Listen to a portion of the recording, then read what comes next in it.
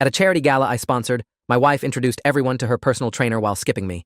When someone asked where her husband was, she said, "Unfortunately here. It doesn't count when he's this embarrassing." They laughed.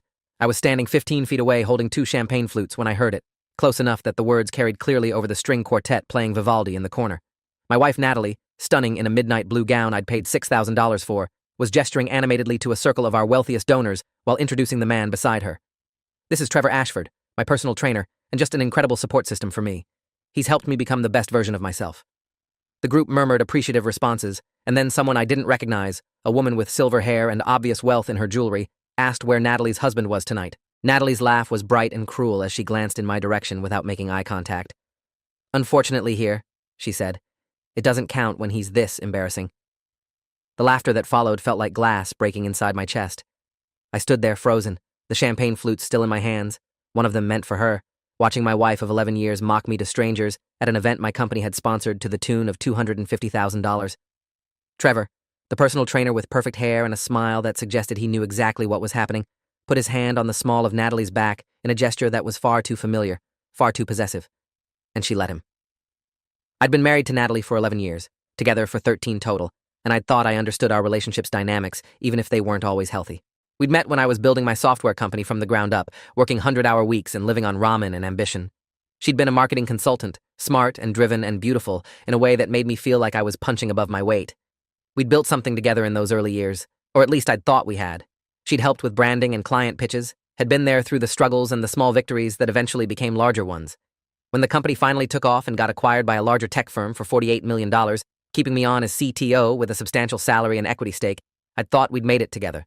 I'd bought the house she wanted in the exclusive neighborhood, the cars, the country club membership, supported her transition from working to managing our social life and charitable commitments. Somewhere in that transition, I'd stopped being her partner and become her embarrassment, though I hadn't noticed exactly when it happened. Looking back now, the signs had been there for at least 2 years, maybe longer. The gala was being held at the Riverside Estate, a historic mansion that hosted the city's most prestigious events. The Children's Medical Research Foundation had been one of my pet causes since childhood, having lost a younger sister to leukemia when I was 12. My annual donation had grown from a few $1,000s in the early days to $250,000 this year, enough to get my name on the donor wall and a speaking slot during the program. Natalie had been excited about the event for weeks, had spent hours selecting her gown and jewelry, had insisted on bringing Trevor as our guest to fill the third seat at our table, because apparently having just the two of us wasn't enough. I'd questioned it at the time, felt uncomfortable about the idea of her personal trainer attending such an intimate event, but she'd dismissed my concerns as jealousy and insecurity. "He's helping me stay healthy, and I want to show him the kind of impact charitable giving can have," she'd said. "It's about expanding his worldview." I'd agreed because disagreeing with Natalie had become exhausting, because picking battles in our marriage meant losing wars, because I'd learned that keeping her happy was easier than fighting for my own comfort. That decision felt monumentally stupid now. I set down the champagne flutes on a passing server's tray and walked toward the restroom, needing space to process what I'd just heard.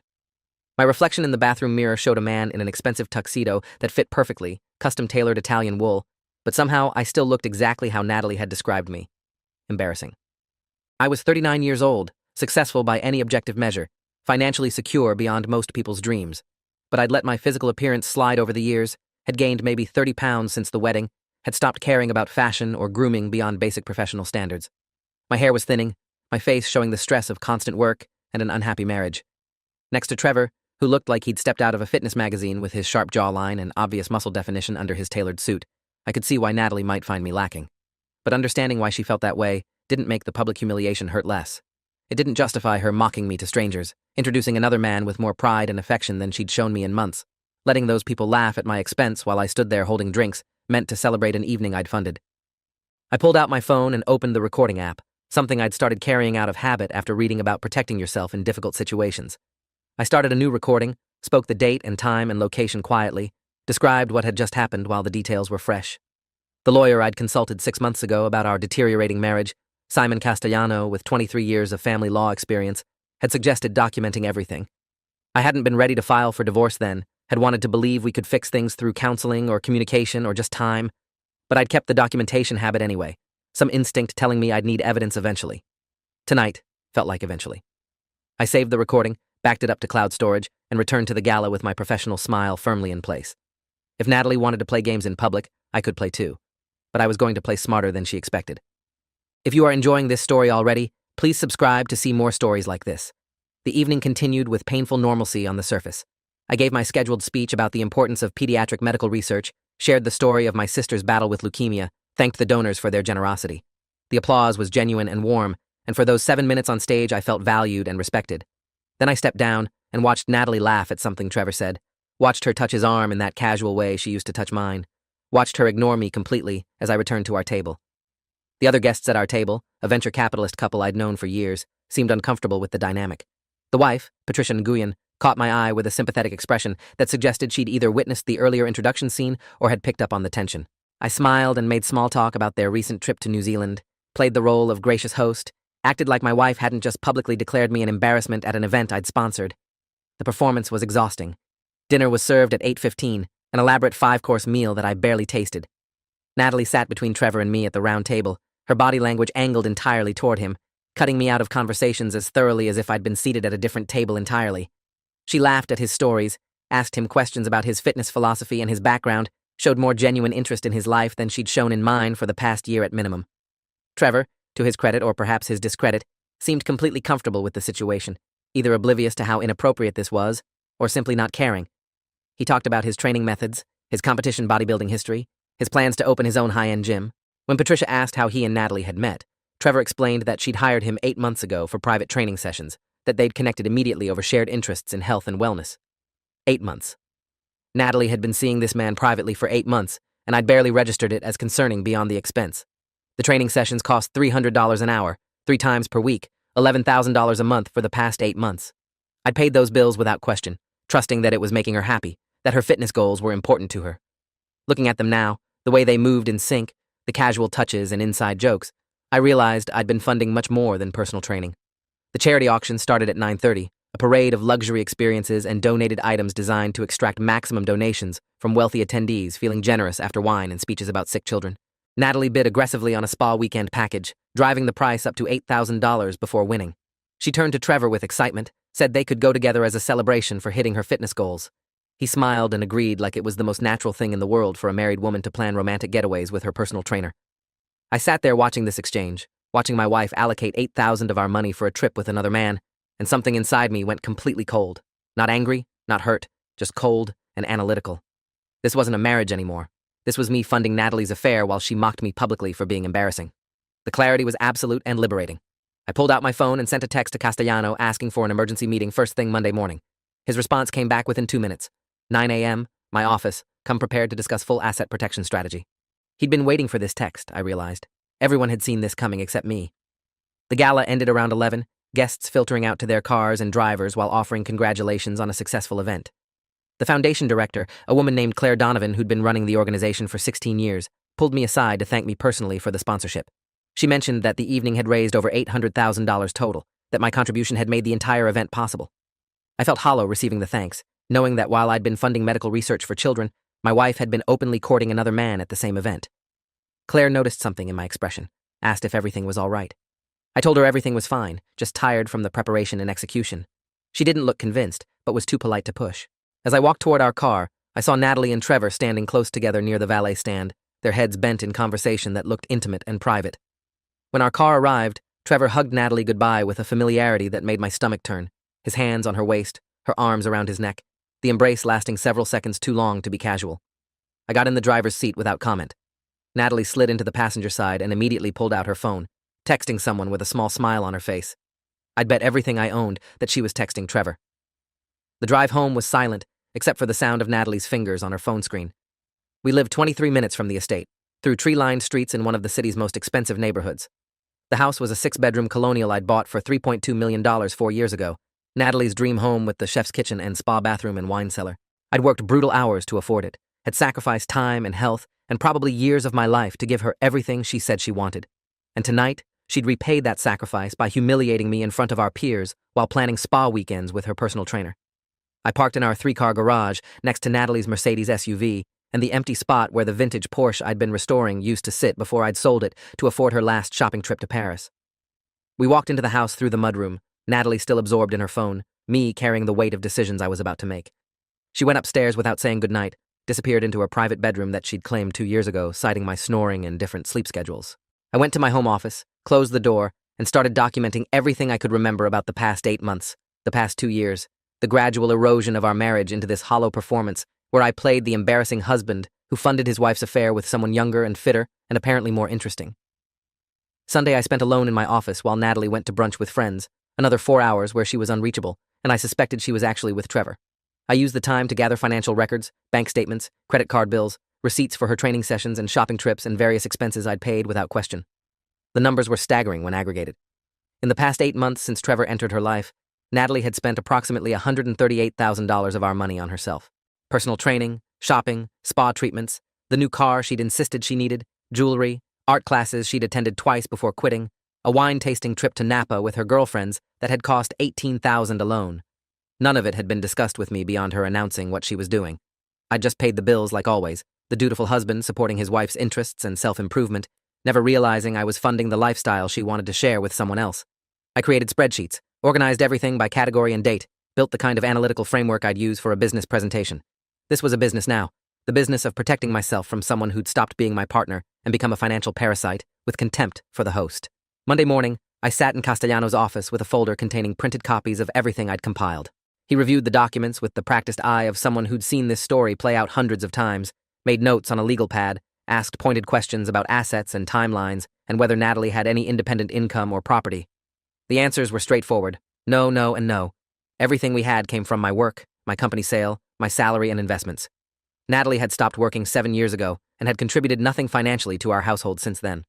Under our state's laws, Castellano explained, that didn't necessarily matter for property division since marriage was considered a partnership, but it did matter for spousal support determinations and for establishing lifestyle expectations. More importantly for my case, the evidence of her relationship with Trevor could be relevant if I could prove actual infidelity rather than just inappropriate emotional connection. I needed proof, real proof, not just suspicious dinners and too long hugs. Castellano gave me the name of a private investigator he worked with frequently, a former police detective named Rachel Ortiz, with 19 years of experience in surveillance and infidelity cases. If Trevor and Natalie were having an affair, Ortiz would document it in ways that would hold up in court. I hired Ortiz that afternoon, authorized her to begin immediate surveillance of Natalie and Trevor. Her fee was $250 per hour plus expenses, cheap compared to what this divorce was likely to cost me if I didn't have leverage. Ortiz was professional and direct, asked for photos of both subjects, their addresses and vehicle information, their known schedules and routines. I provided everything I knew, including that Natalie had training sessions scheduled for Monday, Wednesday, and Friday mornings at 10 a.m. at Trevor's private studio downtown. Ortiz said she'd start with those sessions, see what happened before and after, track their movements and interactions. She'd have preliminary findings within a week, comprehensive documentation within 2. I authorized the work and went home to play the role of oblivious husband for as long as necessary to build my case. Natalie barely noticed my distraction, too absorbed in her own life to register that mine had shifted into exit strategy mode. The week proceeded with surreal normalcy on the surface. I went to work, attended meetings, reviewed code, performed the functions of chief technology officer with the same competence I'd always shown. I came home to a wife who treated me like a roommate she tolerated, made small talk about nothing important, slept in separate bedrooms, existed in parallel rather than together. Natalie went to her training sessions, her lunches with friends, her various appointments and activities that filled her days. I watched it all with detachment now, no longer hurt by her distance because I understood it for what it was. The final stage of a marriage that had died slowly over years, while I'd been too busy working to notice the decay. Wednesday evening, Ortiz sent me a preliminary report with attached photos and video. The training sessions were real, conducted in Trevor's private studio with legitimate exercise equipment and routines. But after the Wednesday session, Natalie and Trevor had gone to a boutique hotel 15 minutes from the studio, had entered together through a side entrance, had stayed for 2 hours and 18 minutes before leaving separately. The photos showed them entering, the timestamp showed the duration, the video showed them exiting looking relaxed and intimate. It wasn't absolute proof of physical infidelity, but it was damning circumstantial evidence that painted a clear picture. Friday's session followed the same pattern. Training for 90 minutes, hotel for 2 hours, separate departures. Ortiz had upgraded her surveillance to include listening devices in a rental car she'd parked near Trevor's vehicle, legally questionable, but admissible if obtained by a licensed investigator in our state. The audio she captured was explicit. Natalie and Trevor discussing their relationship, her complaints about me, his assurances that she deserved better, plans they were making for a future together once she was free. The recordings made me nauseous, hearing my wife discuss me with contempt and cruelty, reducing our 11-year marriage to an inconvenience she needed to escape. But they also strengthened my case significantly. This wasn't just an affair of opportunity or a mistake born of loneliness. This was a calculated relationship with someone planning to leave me while maximizing what she could take in the divorce. Trevor made reference at one point to Natalie deserving half of everything I'd built, encouraging her to make sure her attorney fought hard for her share. They were strategizing against me together, plotting how to extract maximum value while treating me like an ATM machine with embarrassing personal habits. The cold fury I felt listening to those recordings was clarifying. No more trying to save the marriage, no more hoping things would improve. This was war, and they'd just taught me exactly how to fight it. Ortiz's full report arrived the following Monday, 2 weeks after I'd hired her. 46 pages of documentation, photos, videos, audio recordings, financial analysis, showing payment patterns that suggested Trevor's studio was barely profitable, and he likely needed Natalie's training fees to maintain his lifestyle. A secondary finding that Trevor had been engaged 9 months ago to a woman he'd broken things off with right around the time Natalie started training with him. A history of relationships with wealthy female clients, a pattern that suggested this wasn't his first time blending professional and personal boundaries for financial benefit. The report painted Trevor as a professional opportunist who'd identified Natalie as a lucrative target and cultivated a relationship designed to maximize his access to her money. Whether Natalie saw herself as a victim of manipulation or an active participant in the affair was unclear, but the evidence suggested she was enthusiastic about the relationship, regardless of Trevor's motivations. Ortiz's professional opinion, stated plainly at the end of the report, was that this was a clear case of adultery with extensive documentation that would support favorable settlement terms in divorce proceedings. I paid her final invoice of $12,000 and forwarded the entire report to Castellano with a note. Time to file. The divorce papers were prepared over the next week. Castellano worked with a colleague who specialized in high-asset divorces, an attorney named Michelle Hawthorne with 15 years of experience protecting wealthy clients from unfavorable settlements. Together, they crafted a petition that outlined the marriage breakdown, cited Natalie's adultery with specific dates and evidence, requested a division of assets that acknowledged my separate property from before the marriage and my contributions during it, and proposed minimal spousal support for a limited duration, given her affair and her voluntary unemployment. The filing also included a request for me to retain sole ownership of our home and for Natalie to vacate within 30 days of being served. It was aggressive but justified, designed to establish my position strongly and force Natalie to defend her behavior rather than attack my assets. Hawthorne explained that first positions mattered in divorce negotiations, that coming out strong and backed by evidence meant I'd likely settle from a position of strength rather than weakness. I approved everything they'd prepared and authorized them to proceed with service of papers. Natalie was served at home on a Thursday morning while I was at work. I'd arranged to be in meetings all day, unavailable and unreachable, giving her time to process the papers and react without me present. My phone started buzzing around 11 a.m. with calls and texts from her number, all of which I ignored per Castellano's instructions. The voicemails escalated quickly from confused to angry to desperate, a progression that might have moved me if I hadn't heard the recordings of her mocking me with her lover. By evening, the messages had turned threatening, claiming I'd regret this, that she'd take me for everything I had, that her attorney would destroy me in court. I saved all of them as additional documentation of her character. When I arrived home at 8 p.m., having deliberately stayed late to avoid confrontation, Natalie was waiting in the living room with red eyes and fury in her expression. She started screaming the moment I walked in, demanding to know how I could do this to her, accusing me of cruelty and betrayal, insisting the accusations in the divorce filing were lies and slander. I let her yell herself out, then calmly asked if she was denying the affair with Trevor. She went quiet. I asked again, specifically, whether she was claiming she hadn't been sleeping with her personal trainer for the past several months. She said it wasn't like that I didn't understand, that I'd driven her to it with my neglect and my boring life and my refusal to be the husband she deserved. I told her I had recordings and photos and documentation of everything. Her face went white. The confrontation lasted another hour, cycling through denial and anger and bargaining and threats. Natalie claimed Trevor meant nothing, that it was just physical, that we could work through this if I withdrew the divorce filing. When I refused, she switched to attacking me, listing every flaw and failure she'd been cataloging for years, every way I'd disappointed her and failed to be worthy of her. I listened without responding, let her perform her grievances, watched her reveal the depth of contempt she'd been harboring while spending my money and planning spa weekends with her lover. When she finally ran out of venom, I told her simply that she needed to move out within 30 days per the court order, that she should get an attorney, that all future communication should go through legal representatives. She laughed bitterly and said I'd be sorry, that I had no idea who I was dealing with, that her lawyer would take me apart and leave me with nothing. I told her to do her worst and went upstairs to my room, locked the door, and finally let myself feel the full weight of what had just happened. 11 years of marriage ended over infidelity and public humiliation and fundamental incompatibility between who I was and who she wanted me to be. The grief was real, but manageable, tempered by relief and righteous anger and the satisfaction of knowing I'd documented everything before striking. Natalie hired an aggressive divorce attorney named Patrick Silverman, known in the legal community for scorched earth tactics and unreasonable demands. His first communication to Castellano was a lengthy letter claiming I'd abandoned the marriage emotionally, driven Natalie to seek comfort elsewhere through my neglect, failed to maintain myself physically or socially in ways that met her reasonable expectations for a spouse. The letter demanded I pay for Natalie's separate housing during the divorce proceedings, continue funding her lifestyle at current levels, and agree to a settlement that gave her half of all marital assets plus substantial long-term alimony. Castellano forwarded it to me with a note. Standard opening position from Silverman. Ignore the rhetoric and focus on the actual demands. We'll counter with evidence they can't refute.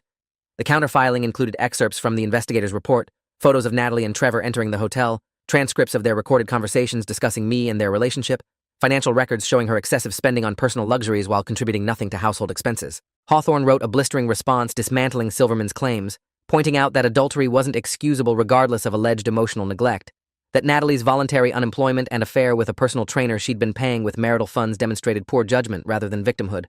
The response proposed a settlement that gave Natalie 20% of marital assets accrued during the marriage, no spousal support given her affair and employability, and required her to vacate the marital home within the 30-day deadline. It was harsh, but defensible given the evidence. The divorce proceeded through discovery and depositions over the next 3 months. Natalie's deposition was particularly illuminating, her attorney clearly unprepared for the depth of documentation we'd assembled. Hawthorne walked her through the timeline of the affair, showed her photos and played audio clips, asked her to explain each instance of deception and infidelity. Natalie tried to maintain that the relationship was emotional, not physical, that she'd only turned to Trevor for support because I'd failed her as a husband. But when confronted with hotel records showing she'd used our credit card to pay for some of the rooms, when shown text messages between her and Trevor that were explicitly sexual in nature, when played recordings of her discussing divorce strategy with her lover, her denials fell apart. The deposition transcript made clear that Natalie had been conducting a full affair for months while continuing to accept my financial support, had publicly humiliated me while planning her exit strategy, had conspired with Trevor to maximize what she could extract from the divorce settlement. Silverman looked increasingly uncomfortable as the deposition progressed, clearly realizing his client had misrepresented the situation and his aggressive demands weren't supported by the facts. My own deposition was shorter and less dramatic. Silverman tried to paint me as an inattentive husband who'd prioritized work over marriage, who'd let myself go physically, who'd failed to meet Natalie's emotional needs. I acknowledged working long hours, but pointed out that the income from that work funded the lifestyle Natalie enjoyed. I acknowledged gaining weight, but noted that Natalie had never expressed concern about it before hiring a personal trainer she proceeded to sleep with. I acknowledged being imperfect as a husband, but maintained that imperfection didn't justify adultery or public humiliation or financial exploitation. When Silverman asked why I'd sponsored a $250,000 charity gala if money was such a concern, I explained that charitable giving was important to me, that I'd lost a sister to childhood leukemia, that funding medical research honored her memory in ways that mattered more than personal luxury. Silverman had no good response to that, looked slightly ashamed for trying to twist charitable work into evidence of poor priorities. The deposition ended with my position strengthened, and Silverman clearly reassessing his strategy. If this story keeps your interest, please subscribe to get more stories like this. The settlement negotiations began in earnest after depositions concluded. Silverman's demands had moderated significantly from his opening position, now requesting 35% of marital assets and 5 years of declining spousal support. Hawthorne countered with 25% of assets and 2 years of support, based on the documented affair and Natalie's ability to support herself through employment. We went back and forth for 6 weeks, each side making minor concessions, until we reached an agreement at 28% of marital assets valued at approximately $3.6 million, giving Natalie just over $1 million and 3 years of spousal support at $4,000 per month, declining by $1,000 each year. Natalie would retain her Mercedes, her jewelry and personal property, and would receive no share of my retirement accounts or stock options from my company. I would retain the house, my vehicles, and all business-related assets. Both parties would be responsible for their own legal fees. It wasn't the victory Natalie had expected when she'd threatened to take me for everything, but it was more generous than I'd wanted to give someone who'd betrayed me so thoroughly. Castellano and Hawthorne both advised accepting it to avoid the cost and uncertainty of trial. I agreed, signed the settlement, and watched 11 years of marriage reduced to a financial transaction and legal documents. The divorce was finalized on a Wednesday in October, 6 months after I'd hired the private investigator, 8 months after the charity gala, where Natalie had publicly called me embarrassing while introducing her lover to our friends. The judge reviewed the settlement agreement, confirmed both parties understood and accepted the terms, granted the dissolution of marriage. Natalie sat on the opposite side of the courtroom with Silverman, looking smaller somehow than she had during our marriage, diminished by the consequences of her choices. When we left the courthouse through separate exits, I felt nothing but relief. She was someone else's problem now, or more likely Trevor's problem, though I suspected that relationship wouldn't survive once my financial support ended, and Natalie had to face reality about who Trevor was and what he'd wanted from her. The settlement money would last her maybe 3 years at her current spending rate, assuming she didn't get financial advice or employment. After that, she'd discover what supporting herself actually required. I didn't wish her specific harm, but I didn't wish her well either. I wished her nothing at all. The aftermath brought unexpected consequences that I hadn't anticipated. Word of the divorce spread through our social circle quickly, and with it came the truth about why the marriage had ended. Someone, possibly Patricia from the Gala table, or maybe Claire from the foundation, had apparently witnessed Natalie's behavior that night and shared observations with others. The story evolved in the telling, gaining details and moral weight, until the narrative became that Natalie had betrayed her devoted husband, who sponsored charity events and funded her lifestyle, had publicly humiliated him while conducting an affair with her personal trainer, had tried to take him for everything in the divorce until evidence of her infidelity destroyed her case. It wasn't entirely accurate, but it was close enough to the truth that I didn't correct it. The social consequences for Natalie were severe. She was quietly dropped from several charitable boards, uninvited from events she'd previously been central to planning, cut from social circles that had once welcomed her. The same community that had laughed when she called me embarrassing now viewed her as the embarrassment, the cautionary tale about arrogance and infidelity, and taking for granted the people who provided the foundation for your lifestyle. I found no satisfaction in her social exile, but I didn't intervene to stop it either. She'd made her choices. These were the natural consequences. Trevor's gym venture failed within 4 months of my divorce being finalized. Without Natalie's training fees and the networking access she'd provided to wealthy clients, his business model collapsed. He tried to maintain the appearance of success, but the overhead on his boutique studio was too high for the actual client base he could sustain. Last I heard, he'd taken a job as a floor trainer at a commercial gym chain, making about $40,000 a year, living in a studio apartment nowhere near the luxury he'd enjoyed while dating a woman spending her husband's money. Natalie apparently stayed with him for about 6 weeks after the divorce, before the reality of their reduced circumstances killed whatever romance had survived on stolen time and other people's resources. She moved back in with her parents, a humiliation for someone her age with her pretensions. The settlement money was placed in a managed account per the divorce agreement, preventing her from burning through it recklessly, ensuring she'd have steady if reduced income for the next several years. After that, she'd need to find employment or another wealthy partner to subsidize her lifestyle. I genuinely didn't care which path she chose, as long as it didn't involve me. I spent the year after the divorce rebuilding my life and identity, separate from the marriage that had defined my 30s. I hired a personal trainer, ironically enough, though one who maintained strict professional boundaries and had no interest in my personal life beyond helping me lose weight and gain fitness. I worked with a therapist specializing in betrayal trauma, processed the grief and anger and humiliation in healthy ways, rather than letting it poison my future relationships. I reconnected with friends I'd neglected during the marriage, built a social network based on genuine connection rather than Natalie's social climbing ambitions. I dated cautiously, nothing serious, just learning to trust my judgment again and enjoy companionship without the weight of commitment and expectation. Work remained fulfilling, my position secure, my financial situation stable despite the divorce settlement. The house felt too large for one person, so I sold it, bought a modern condo downtown with a view of the river, simplified my life in ways that felt liberating rather than diminished.